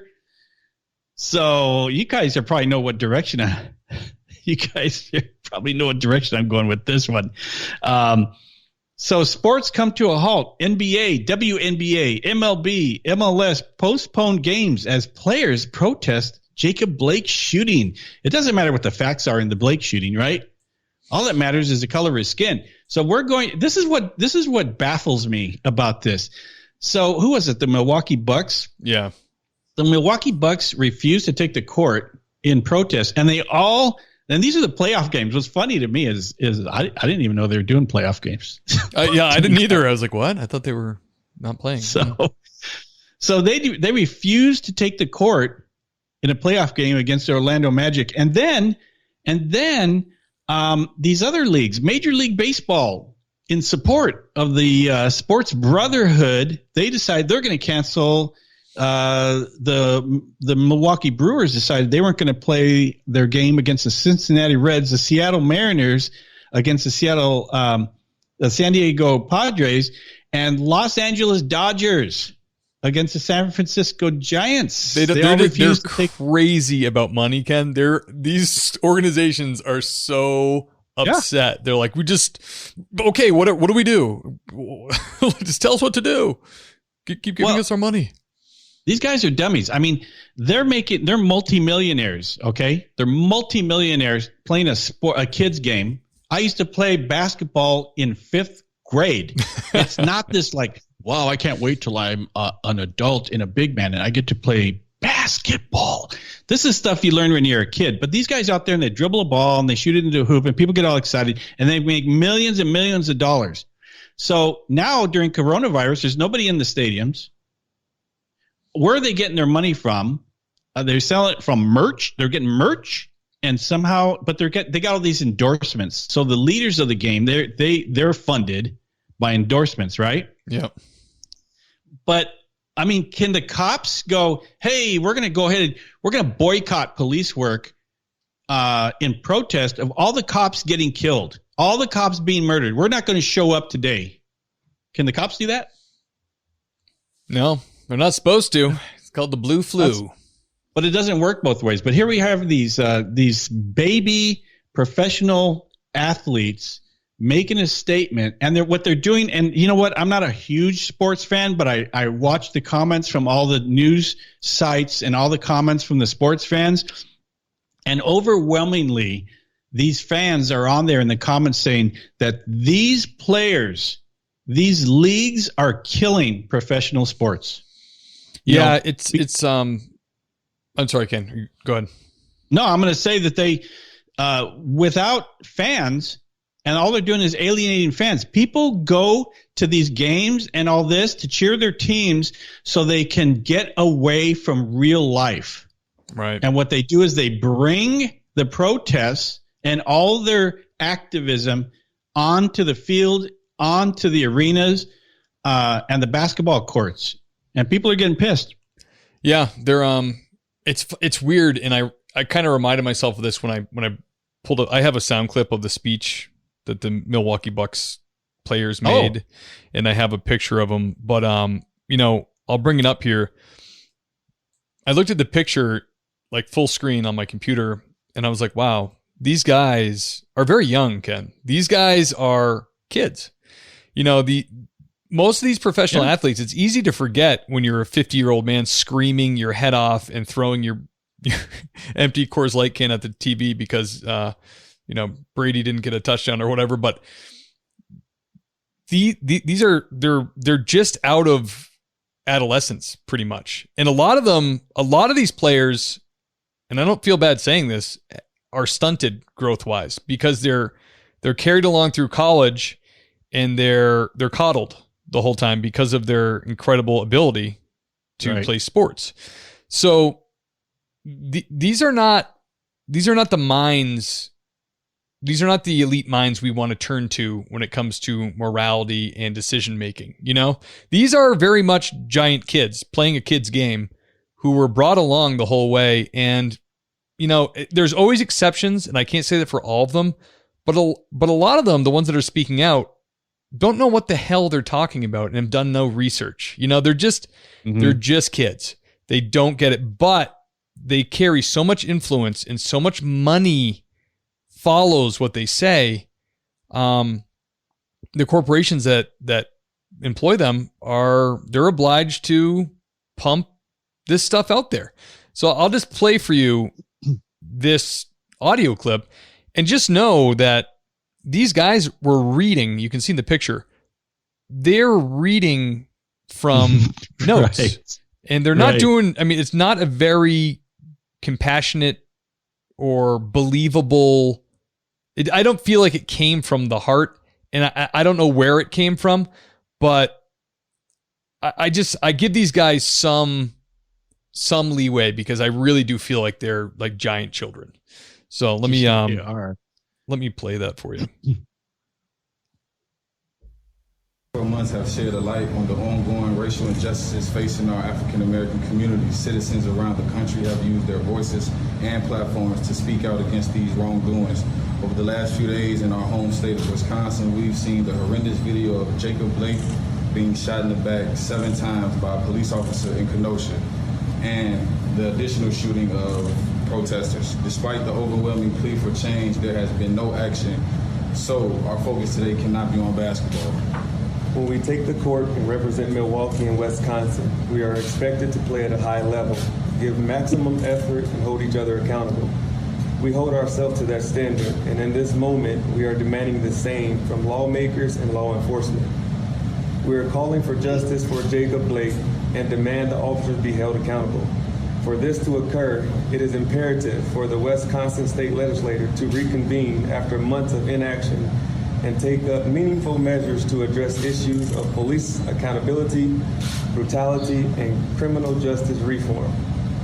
We encourage all citizens to educate themselves, take peaceful and responsible action, and remember to vote on November 3rd. Don't forget to vote. Get your voice heard. But you know what I mean? Like, did that reading move you at all? It sounds like they're like, all right, what you're going to do is read off this notepad, and you're going to do it in half an hour. And it's going to be live. So, you know, if I actually saw that, if I actually was there and I saw that, I would look at them and go, I believe you. Yes, I do. So the, you know, I don't know how this NBA players union is, but apparently they're pretty powerful because they had to decide whether they were going to continue with the season. You know, and for me, if as a police officer, if my union said the union's going to get to us tomorrow to decide whether they're going to police the rest of 2020. Yeah. I don't think that would work, right? No. But this union, and then the in on it was the LA Lakers and the LA Clippers. And here's this quote from LA Clippers coach Doc Rivers. I couldn't help but from the old school, isn't he, Doc Rivers? I don't know who he is, man. He's a coach. So it says that he makes emotional comments about Kenosha shooting. This is a quote from Doc Rivers. I don't know if you guys know Doc Rivers, but this is his quote. It's amazing to me why we keep loving this country. He's talking us, right? Us. Why we keep loving this country, and this country does not love us back. Doc Rivers made emotional comments about racial justice and the shooting of Jacob Blake in Wisconsin.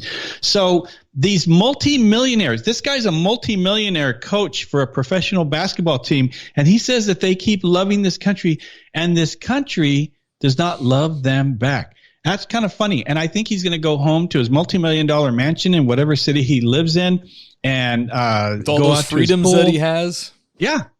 Yeah. And you know what? We just don't love this millionaire back. Geez, what can we do? I Should we reach out to him?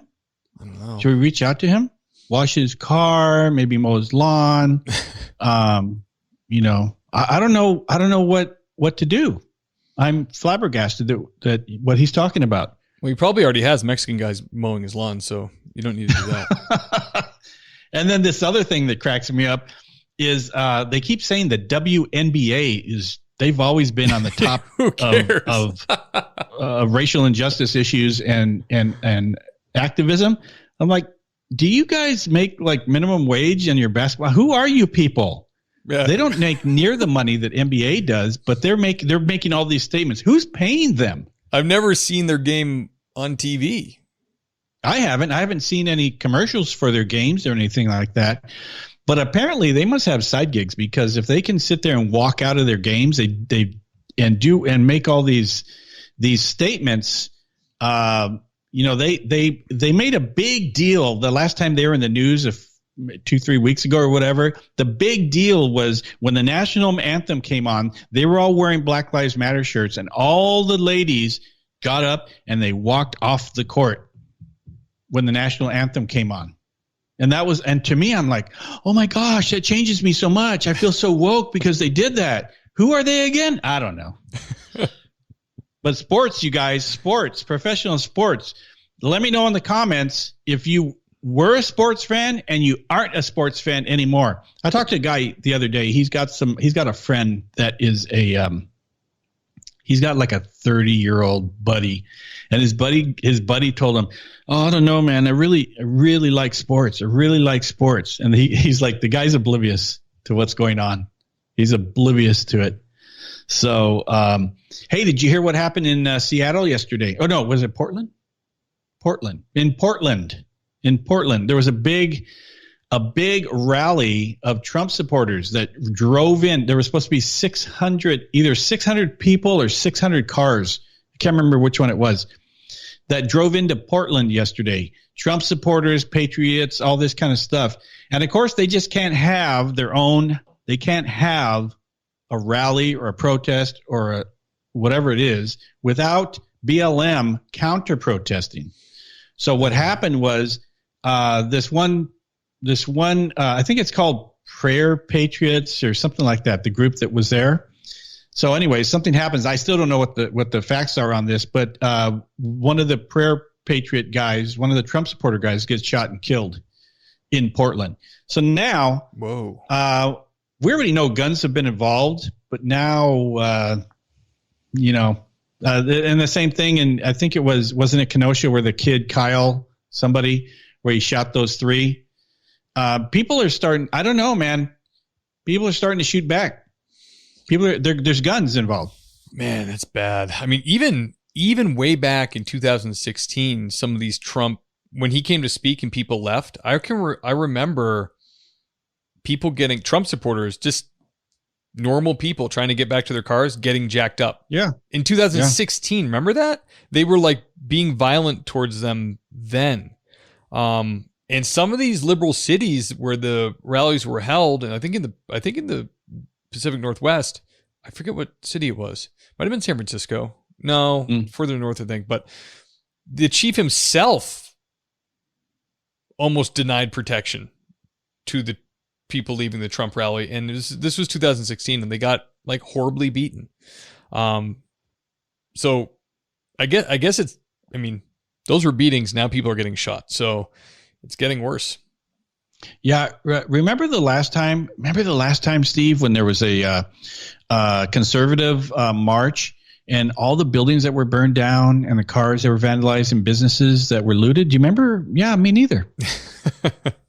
Me neither. But they go in, they rally, and apparently, if they had just been able to rally, the Trump supporters, and just left to rally and do their own thing, nothing would have happened.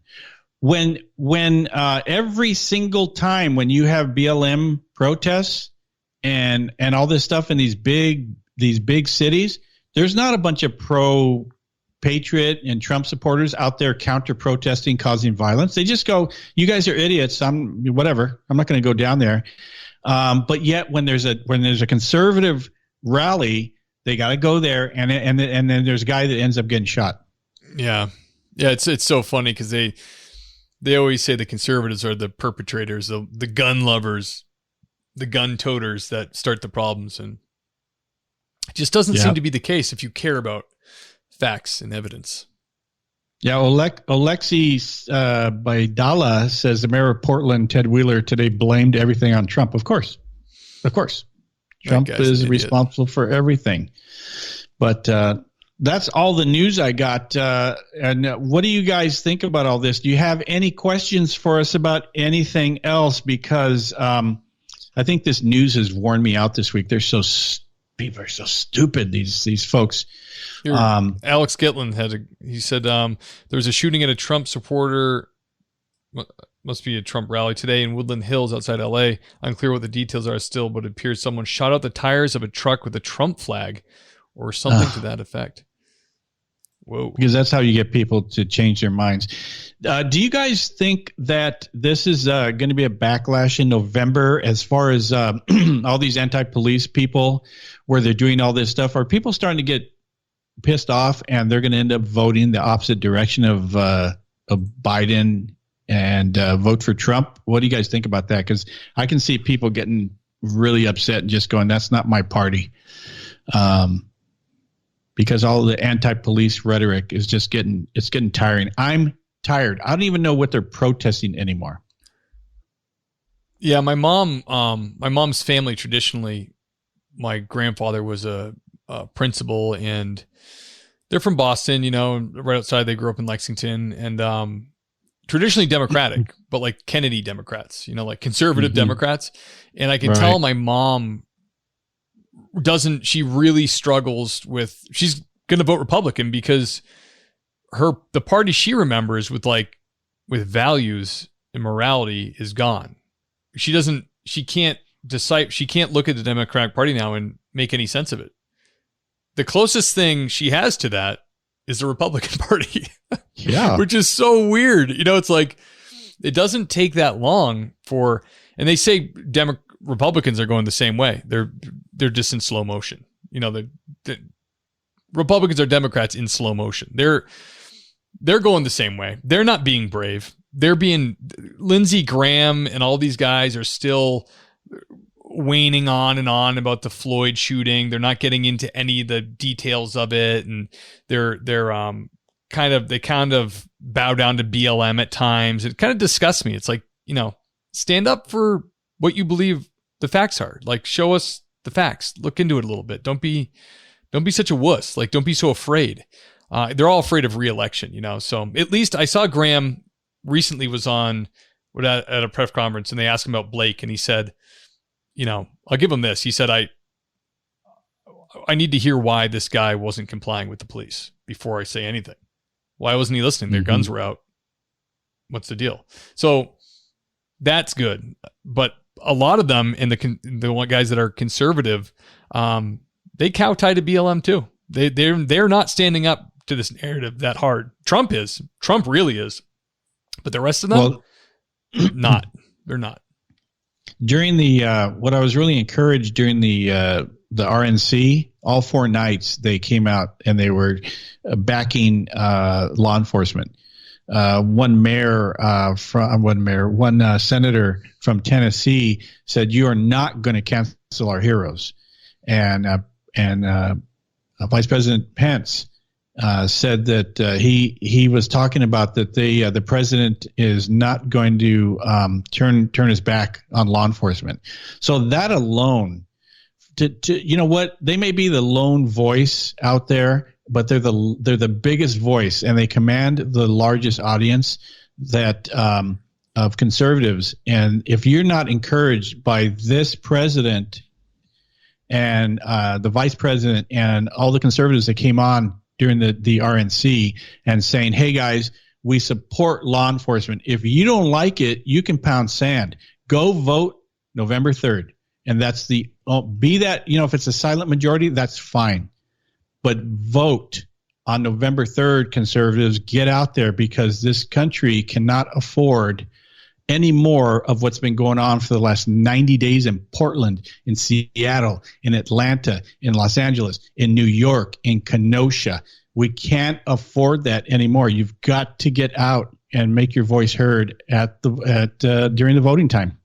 Yeah, absolutely. I hope people do. I think I think the polls are gonna. I think they're gonna start showing that Trump is a lot more well off than they're saying. It's what happened last time with Hillary. It's like, oh, he's gonna lose, and you wake up in the morning, he won. It's like, what? I guess they were lying. She's putting her little pantsuit out on the bed. And, do you think these shoes match, Bill? And all this, and then next morning, why did it happen? Yeah, and it's crazy. Sasha says, I think the silent majority will make it happen. Yeah. We're not gonna change people's minds on Facebook. Just go out and vote, everybody. And this podcast will back you on it. I'm voting. I'm in California, so I'm voting by mail. So I'm going to do it twice. Oh yeah, there's people that are saying they're getting mail ballots for their dead parents and all this kind of stuff. And all you have to do is sign it and mail it back. Yeah, I you know what? There's ballots. I don't get the argument about why this is good. Like, we're doing all kinds of stuff in public with masks on. We can go vote. They can make it happen. This is a little too important to digitize or send through the mail. The U.S. Postal Service is a disaster. Yeah. And you know what's baffling is somebody, I get these tweets from these conservatives. They're verified people, but somebody went on there and said, I know it was Dan Crenshaw. He goes on there and he says, you guys ever notice that the only people that are against in-person ballots are in-person voting are the Democrats? Anything to do with verifying the voter registrar are the Democrats. Yeah. Why would you not want your votes to be legit? Why is that? It's almost like you want to be able to inflate them artificially. It's weird. Yeah. Hey, you guys, that's all the news I got. They're talking about the voting in the comments now. In the comments. Voting in person. Excellent. Yeah. What I like is what Karen Kincaid said. Let me see. Karen had she says it's going to be a civil war if Trump wins. The liberals will go ape. And she says they're armed and loaded at her house. I'm going to take a different stance on that. I think my prediction is after November, all these riots, all this stuff, if Trump wins, goes away. I think they're going to be looking at 4 years and they're going to go, I think this is all about November, everything that's going on, and it's going to cease after the election, regardless of who wins. And I think it's going to get real interesting because, a president in his second term gets a little nuts. They're not really answering to the citizens. That's it. They're at the end. So I'm hoping that he wins again and then really kicks the beeswax out of these weak states and these weak leaders that are not supporting police. I hope so.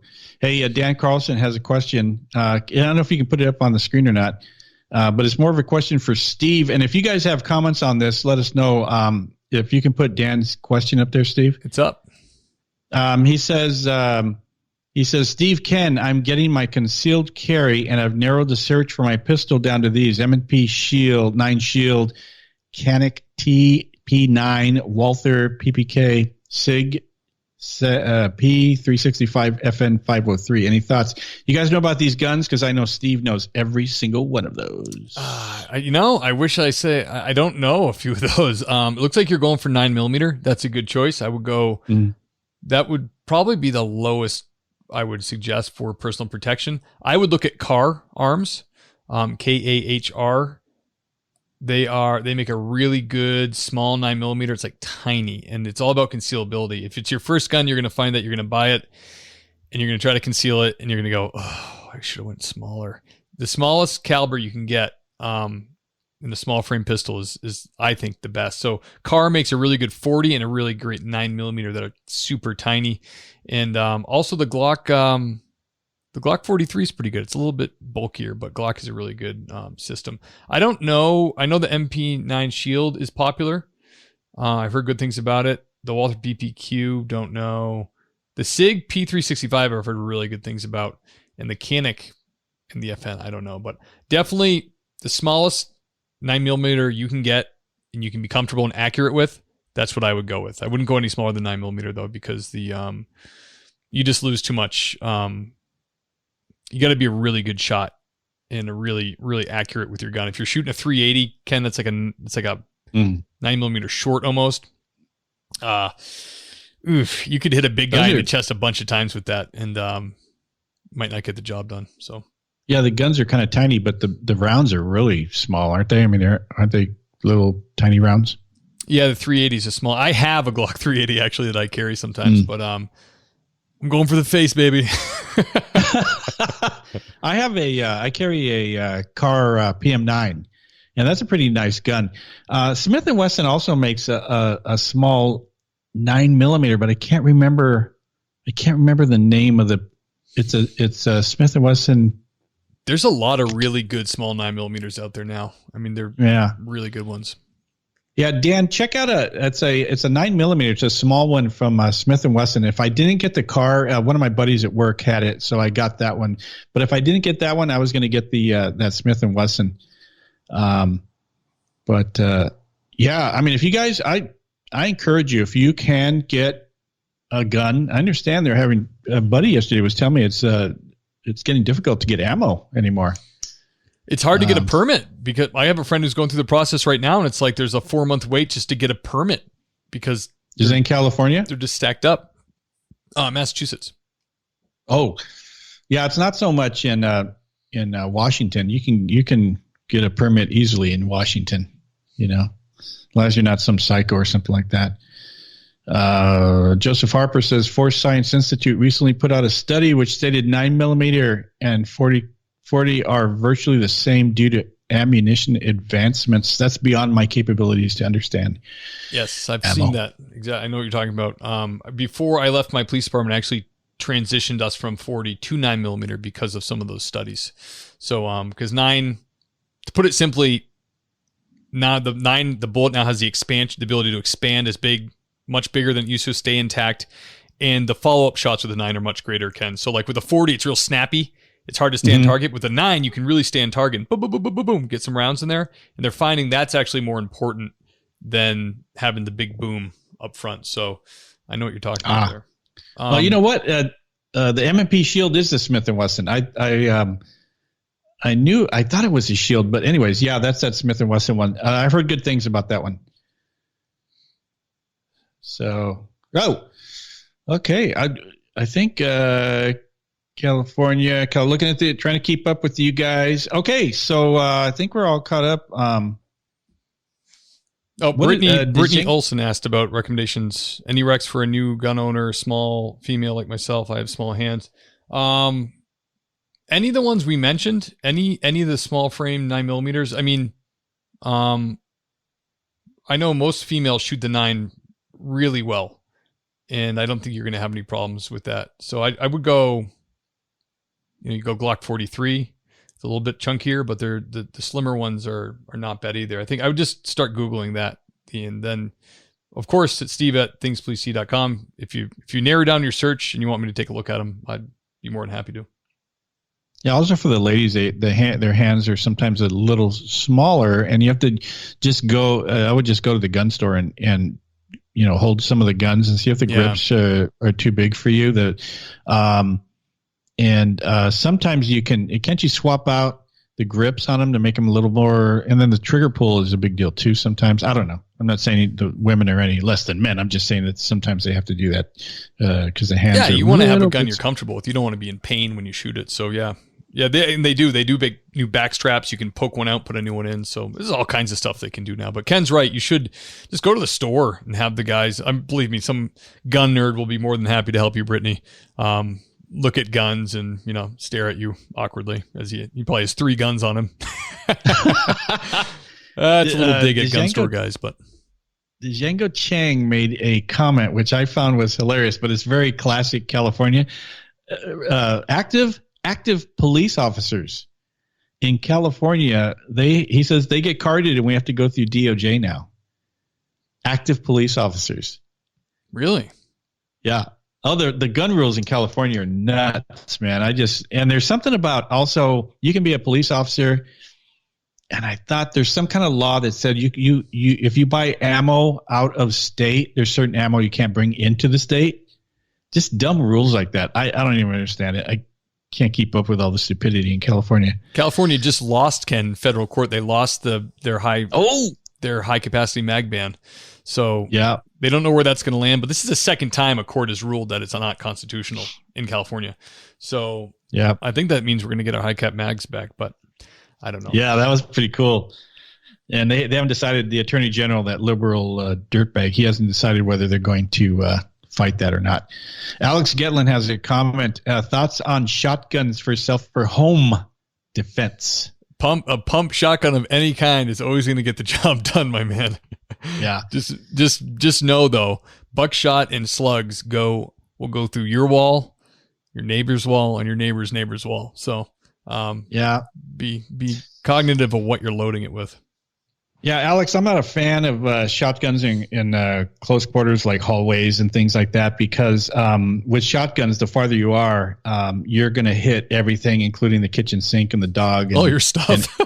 And everything's going to get blown up. You'll probably hit something, but depending on where someone in the house is, those rounds, they spread out.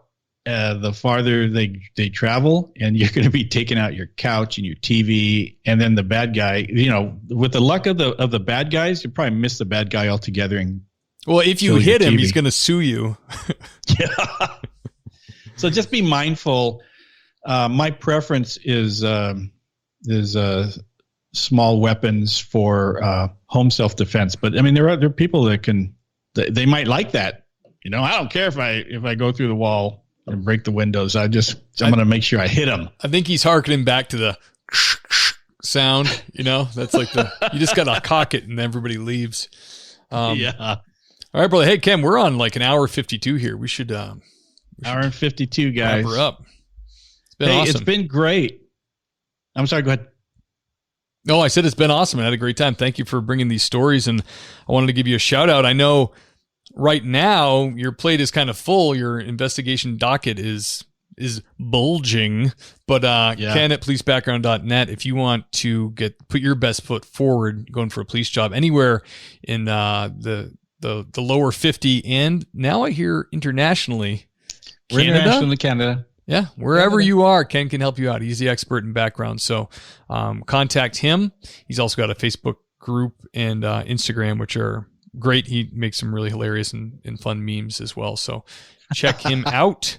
And for me, I would say thank you, everybody. I really appreciate everybody who listens and who donates and supports the show. You can get merch at thingspolicey.com to support the show, or you can, and the merch has been going a lot. People have been ordering mugs and shirts, and if you directly donate, that is so awesome. Or if you even just $2 a month is great. If you do a monthly subscription, helps keep our boat afloat here. And I would say I'll give myself a shout out for Gould's Gaining Ground. It's put up on the screen here. It's our homestead channel. So I don't know who would be interested in this group about goats and chickens and homestead projects, trying to live more self-sustainably. But we started this channel up again. Ken, you know that we had it when we came cross country, and we vlogged the whole way, and we accrued almost 7,500 subscribers, and we're starting to back up, and it's all about our homestead and our family. So if that interests you at all, go to Gould's Gaining Ground and subscribe and look out for videos there. And that's all I got, my man. Yeah, I just want to mention that on Gould's Gaining Ground, that's a pretty cool podcast. It's very entertaining. So if you guys want something just more entertaining from the Gould family, that's the place to go. I also want to mention that for some of you guys, I know you're fans on the policebackground.net Facebook page. We have news stories. We We skewer liberals and police, anti-police types all day long. I love it. We've been getting some trolls on there that, and I can ban the trolls and I can do this, but when they've been starting a new tactic where they laugh at, like a police officer gets killed or something, they do the smiley, that laughing face on the post, and I can ban them, and it bans, it deletes their comments, but it does not delete their smiley faces and all that stuff that's just tragic. So what we're going to do, guys, if you're a fan of that page, is Paul and I are going to make a brand new members-only policebackground.net page. We're not going to call it policebackground.net. We'll probably call it something, I don't know. But anyways, so then we're going to make an announcement. You'll have to go in there, answer the questions for the membership, and then it's going to be us only. Us only, guys. Awesome. Members only. Love it. Also on policebackground.net, if you're a fan of the podcast, feel free to contact me. You can ask me questions. I mean, this is special out to our fans only, Steve, where if they want to talk to me about a background, they have something, I'll sit on the phone with you and we'll go over your stuff and see if you need a consultation. But I'm not going to charge for our fans to contact me and find out what they need to know about the background investigation. Very cool, man. I'm excited for that. That's great. Yeah, it's going to be cool. Haven. But, yeah, we love you guys and appreciate you coming in. Ray Wood, it's good to see you as always.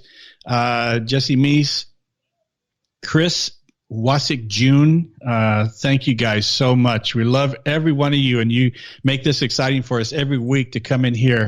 And I know Steve gets pumped and I get pumped, and we just deliver the news to you. And we love America.